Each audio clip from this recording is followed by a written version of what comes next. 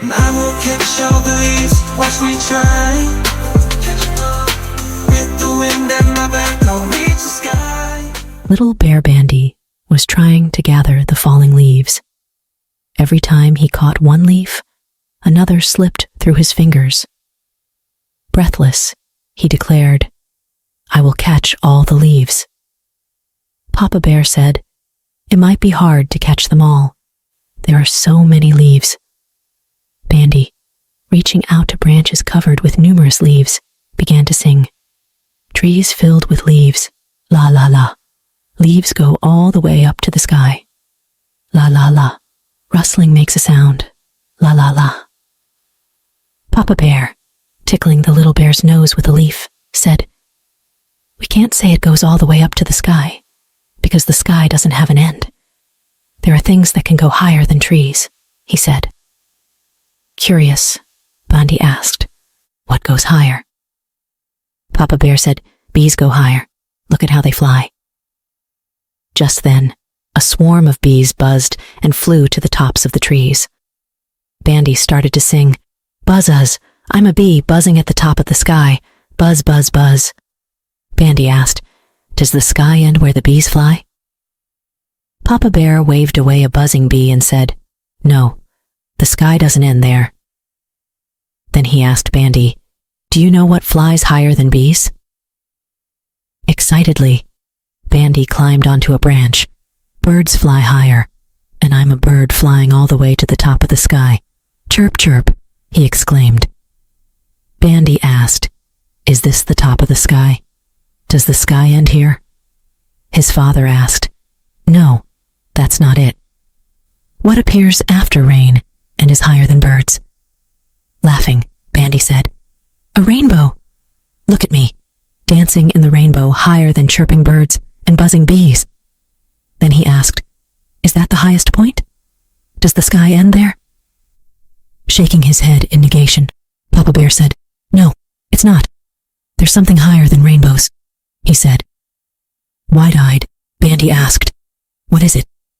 Tell me, Daddy, please." "Clouds," said Papa Bear. "Clouds can rise up high into the sky. They even show us the way home. Let's follow them," Bandy cried. As they arrived at their home, the sun was setting. "Good night, son. I know I go higher than the clouds," Bandy said. Papa Bear agreed. "That's right. Just like you, the sun is going to bed. Tomorrow it will rise high in the sky again." But look, there goes the moon shining where it goes. Bandy watched the shining moon and asked, "Is that the highest point? Does the sky end there?" Papa Bear said, "No, it's not." Then he asked Bandy, "What shines brighter than the moon?" Smiling, Bandy said, "Of course, the stars," and began to count the shining stars. Yawning, he said, "Then that's the highest point. The sky ends there." Papa Bear said, "No, it doesn't end there. You see, there's no end or boundary to the sky. Stars exist in the deep, dark, and silent void of space, which goes on forever, and we see their twinkling," he said. Bandy looked up at the sky filled with stars. Feeling safe with his father beside him, he said sleepily, "Then the sky goes on forever." Papa Bear hugged Bandy tightly. "That's right. The sky is like love. It goes on forever. And it starts right here, in the heart of my little star."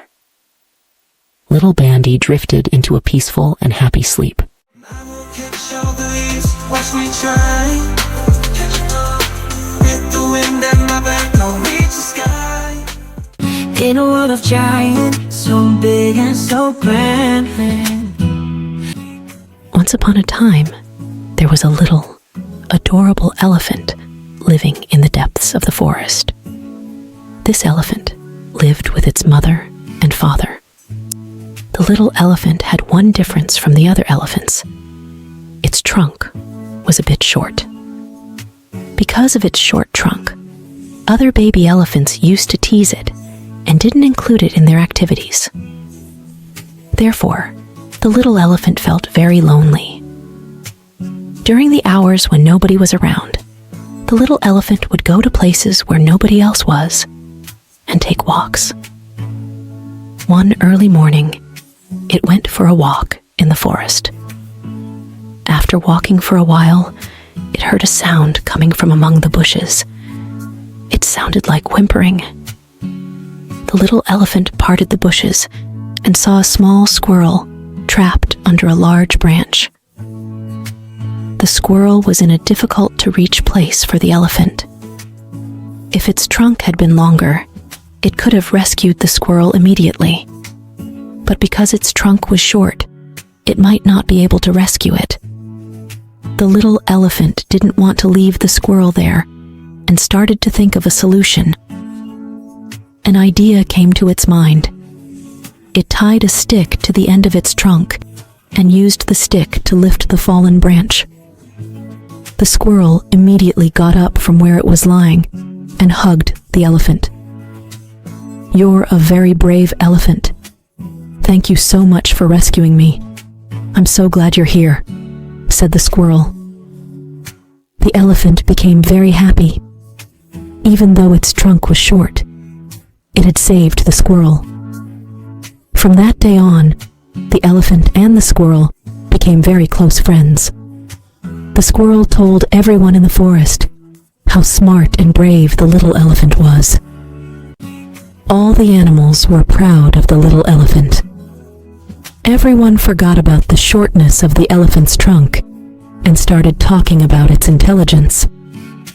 The elephant started to live happily. In a world of giants, so big and so grand, a little elephant, hard to understand.